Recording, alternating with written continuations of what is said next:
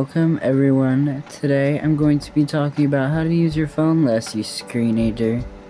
I'm so tired, it's 3 a.m. Please ignore my horrible jokes and the popsicle on the side of my mouth. I got tonsil surgery and it's hard to talk, but I'm bored.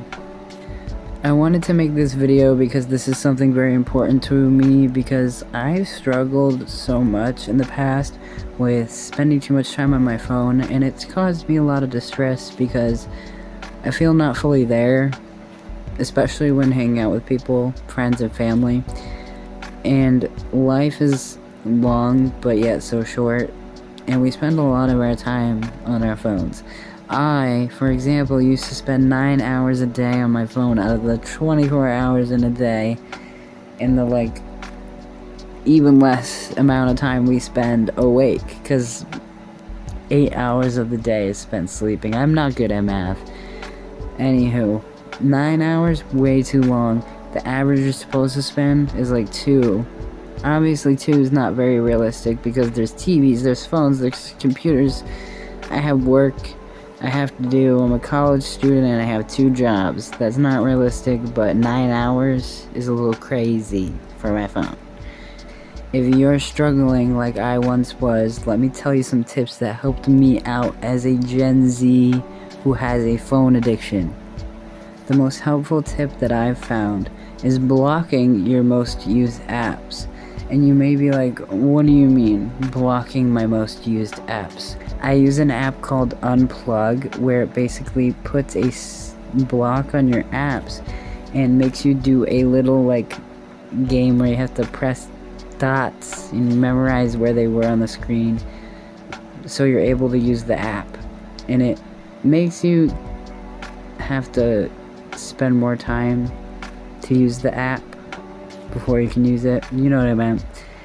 And it kind of makes you more mindful of when you but when you're going to use the app, because most social media you don't have to use.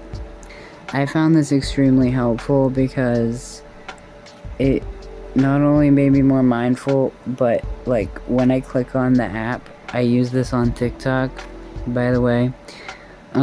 When I go on TikTok and that comes up, it reminds me that, oh, I probably shouldn't be on TikTok right now, because I've had that problem of mindlessly scrolling when I'm bored or I'm avoiding something. I often use social media when I'm avoiding my feelings, and that's not very healthy now, is it? I made a rule for myself that I'm going to have that block on my phone to remind myself of that, but also to remind myself that I only want to use TikTok when I'm on the toilet. That's a rule I made for myself. Pooping gets boring sometimes. Everyone uses TikTok while they poop. Not everyone, most people. Number 2 is tracking your screen time, which is something so easy that everyone can do. It's literally built into your phone. I told my therapist about this the other day and she was like, what? You can do that? Yes, every phone can do it. Just go into your settings and look up screen time. You'll find it. Now, it's important to track your screen time when you're trying to reduce your screen time, because you can see between the weeks and the days how often you're on your phone, and you can tell what apps you're on the most. And this is really helpful for figuring out what you need to cut out and what are your problem areas. Something I do that helps me is I have a widget on my home screen that shows my screen time, so it literally is in my face 24/7, showing me how much time I'm spending on my phone, almost like it's looming. But it's a good looming, because you shouldn't be on your phone that much. Trust. And it's nice, I can look at the time I've spent on my phone, and it's because I'm always, you're always on it, and you're like, oh, I spent too much time. You just put it down. It's that easy. It's amazing.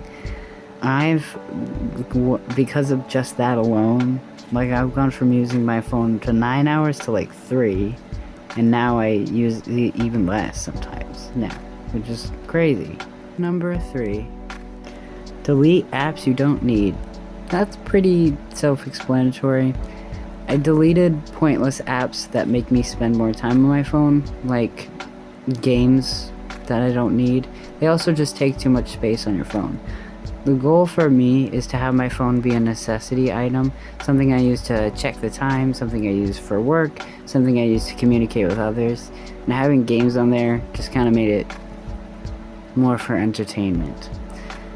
Because while I wish I could have a flip phone, there's other things I use my phone for that I need.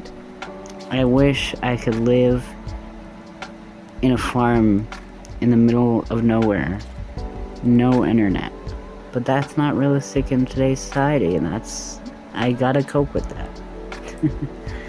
Something else that I also did is I deleted useless social media apps like Snapchat and Twitter that I had on my phone that I barely used, because what I find is I end up on them when I'm avoiding something, and I end up scrolling even more. Like, you should only have like 2 or 3 social media apps. You do not need, like, why do you need every social media? You can communicate with people like a normal person, like, on 1 or 2. Like, the only reason I could see that's valid for that is if you're a social media influencer, because they need to do that to stay relevant. But, like, just delete that shit. You don't need it. Use a fucking phone number. That's what they're there for. That's why you have text messages and phone calls. I'm not trying to be mean. I'm so nice right now. Something kind of self-explanatory, and you may eye roll at me for saying this, but number 4, practice mindfulness. And this is just such the Buddhist in me, telling you to practice mindfulness, which I tell everyone to do because it's very important. But living in the moment is really important, guys. I promise.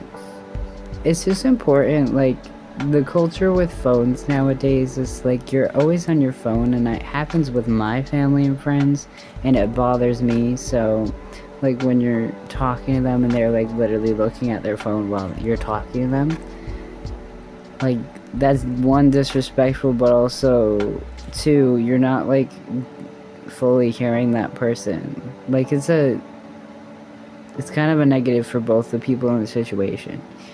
I just like to, when I'm like with friends at school, at work, practice living in the moment and really trying to like indulge in the conversation I'm having, so I can fully understand people and feel more connected with the people around me.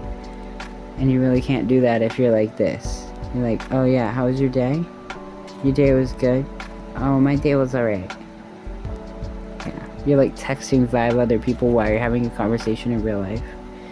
Like, I find that crazy. People like literally go out and have meals with people and they're fucking on their phone the whole time. Shit irks me the fuck out. Like, I've been guilty of it, and I'm not gonna say that I'm not a hypocrite, because I am. But I'm trying to be better about it, and like, just pisses me off. Anyway, and number 5, keep busy. Having a schedule and things to do is like extremely helpful in using your phone less, and make sure that like hobbies are a big part of your daily routine. Because 1, having a hobby is great, and more people need to find hobbies that are not revolving around their phones. But it's good for your mental health, it's good for your fulfillment in life, and also make sure you're not using your phone. Like, if you are doing something with both your hands, say gardening or knitting, I love to garden, both of your hands are being used, so you can't look at your phone. Boom, problem solved. Get a explosion effect right now. That's about it. Those are just some examples of tips that I've used to help me reduce my screen time from like 9 hours to like 3 or 2. I'd say that's pretty impressive, and that's in the span of like a year.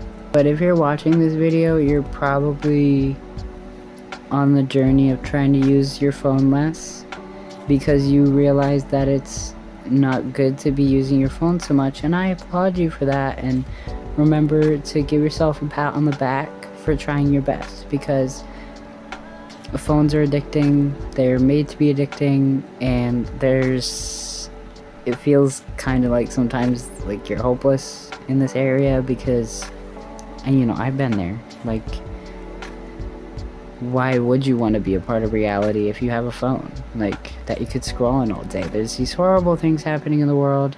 Of course you'd want to ignore them, but life is also really beautiful at the same time, and you're missing out on the beautiful parts of life if you're on your phone all the time. Also, if you're on your phone all the time, you're gonna see the news and you're gonna see bad shit on the internet, because that happens a lot, and that's not gonna help you at all either. So being on your phone less is the best thing for your mental health, I promise, and you're doing great. I'm proud of you. Keep up the good work, kiddo. Anyway, I gotta go because it's now 3:30 in the morning and my throat hurts because I got tonsil surgery. Trigger warning, I'm gonna show photos in this video because I think it's funny, because the back of my throat looks like a cauliflower. I find that really funny. The grossest I've ever fucking been in my life, and I'm decided right now that like it's a great time to make a YouTube video. I have a fucking scab, like I don't even know what the fuck that is. But you know what? I'm gonna practice self-compassion because I am recovering from surgery. I'm so sorry that I'm talking like this though, like I'm talking kind of like a valley girl, but I don't really have another option, because if I talk normally, it really fucking hurts my throat. You're welcome. I hope this helped you. If you want, you can check me out on TikTok and Instagram, Mikeinator111. That's me. I make inspirational videos on TikTok every now and then. I also show off my farm animals. I also am a little bit funny sometimes. You don't have to. It's just a suggestion. I think that stuff is pretty cool, so I would follow it if I were you. But I'm not you, so whatever. Peace out, Girl Scout. Bye-bye. FNAF jump scare.